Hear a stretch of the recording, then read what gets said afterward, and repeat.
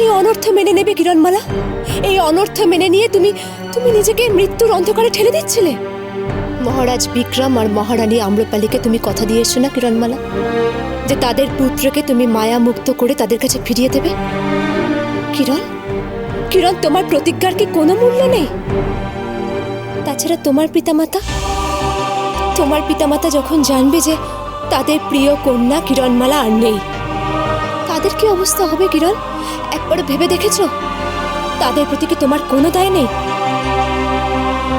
তাছাড়া এই যে নকুলের দিকে তাকাও, এই ছোট্ট নকুল যে যে সব সময় তোমার সঙ্গে বিপদে থেকেছে, কখনো তোমার বিপদে ছুটে আসতে দ্বিধাবোধ করেনি। এই নকুলকে তুমি রাক্ষসীদের হাতে ফেলে দিয়ে পালিয়ে যাবে কিরণ? এই রাক্ষস বুড়িতে প্রত্যেক দিন এত এত দাসদাসী, এত মানুষ প্রতিনিয়ত রাক্ষসীদের হাতে অত্যাচারিত হচ্ছে। তাদের প্রতি তোমার কোনো দায় দায়িত্ব নেই? তাদেরকে এখানে ফেলে দিয়ে তুমি চলে যাবে? সমস্ত জগতে যখন অন্ধকার নেমে আসে, তখন যে আপন শক্তিতে বলিয়ান হয়ে আশার আলোয় পথ খুঁজে নেয়, সেই তো কিরণমালা। জগতের সমস্ত অশুভ শক্তির বিনাশের জন্য যার জন্ম, সেই কিরণমালা। সে কিনা আজ নিজের ব্যক্তিগত স্বার্থকে জগতের এই বিশাল বড় স্বার্থের থেকে বড় করে দেখছে। তোমার হাতেই তো জগতের ভালো মন্দের ভার কিরণমালা। তোমাকে যে লড়তে হবে, শেষ পর্যন্ত তোমাকে লড়তেই হবে। তোমাকে যে কুমারকে বাঁচাতে হবে কিরণমালা। আমার কথা শোন কিরণ, তুই ঠিক পারবি। আমাকে ক্ষমা করো মায়াপুরী। কুমারের সাথে রাক্ষসী কুড়মুড়ির মহামিলন আমি আটকাবই। কুমারের রাক্ষস সত্তার বিনাশ ঘটিয়ে তার মনুষ্য প্রাণকে জাগিয়ে তুলবই আমি। অমৃতকে আমি রক্ষা করবই।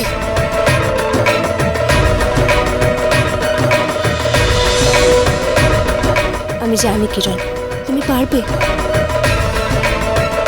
তুমি সফল হও তোমার লক্ষ্যে।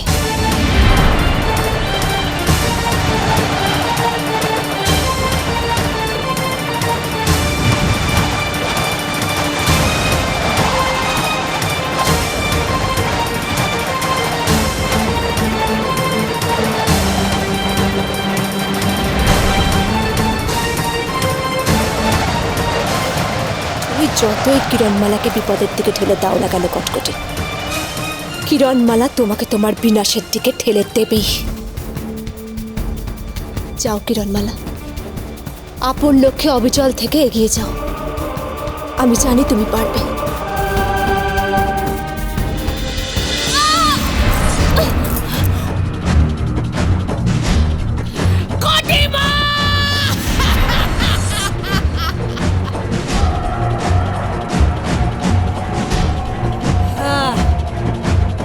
ভেবেছিলিস কিরণমালা আমার চোখে ফাঁকি দিয়ে পালাবি তোরা, তাই না?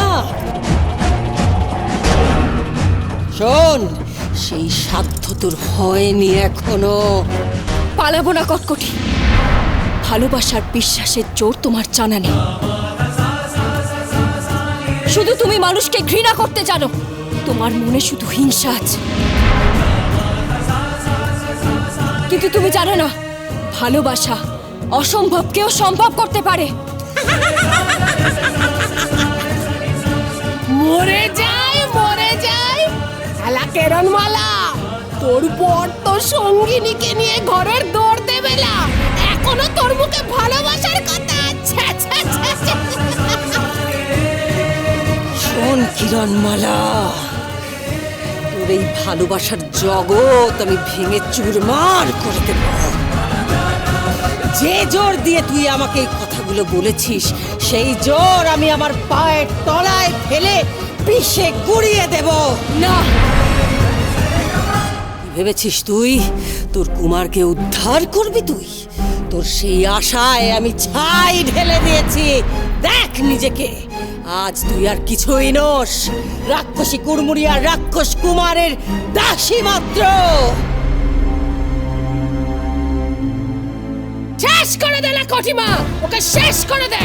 শুনে রাখো সবাই, যতক্ষণ না রাক্ষস কুমার আর রাক্ষসী কুড়মুড়ির মহামিলন হচ্ছে ততক্ষণ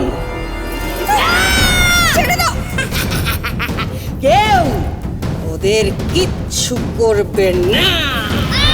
কটকটি দে দে দে, বড্ড জ্বালিয়েছিল, হাতের ব্যথাটা এখনো টাটাচ্ছিল।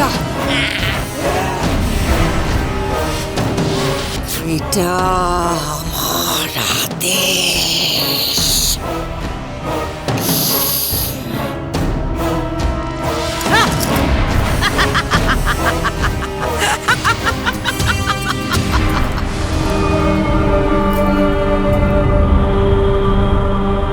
এই সময়টুকুই আমার শেষ সুযোগ। যত কষ্টই হোক কুমার, তোমার এই রাক্ষস সত্তাকে ভেঙে আমি আবার তোমার মধ্যেকার মানুষটাকে জাগিয়ে তুলবই। যেভাবেই হোক কুমারের সাথে রাক্ষসী কুড়মুড়ির মহামিলন আমাকে আটকাতেই হবে।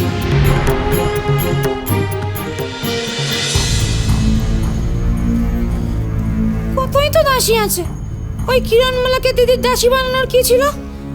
ওকে তো খেলেই ভালো হতো। ইস, কতদিন রাজকন্যার মাংস খাইনি।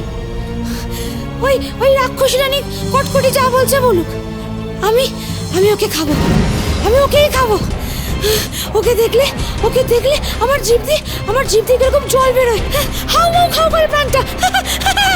আমি ওকেই খাবো, ওকেই খাবো, আমি ওকেই খাবো, আমি ওকেই খাবো, ওকেই খাবো। না না না না না না না না, করিস না। রাক্ষসী রানীমার তেজ দেখেছিস তো, আর তার মায়া শক্তির ক্ষমতাও দেখেছিস। ভুল করিস না, পরে কিন্তু পস্তাতে হবে। চান একটু বাদে কুড়মুড়িরা সব পা ধুয়ে মহামিলনের কক্ষে প্রবেশ করবে। চল।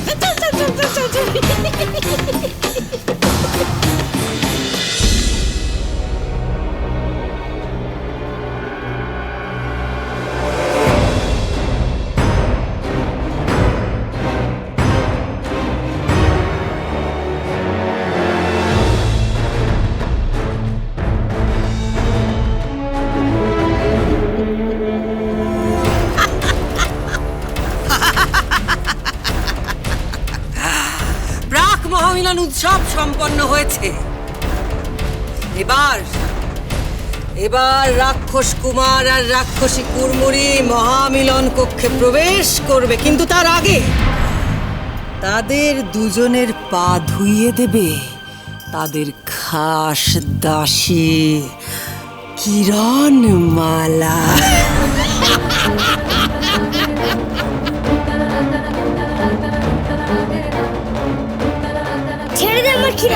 ছেড়ে দে আমার কিরণকে, ছেড়ে দে। মরে যাই, বলিস কি কটিমা, রাক্ষসী কুড়মুড়ির খাস দাসী কিরণমালা।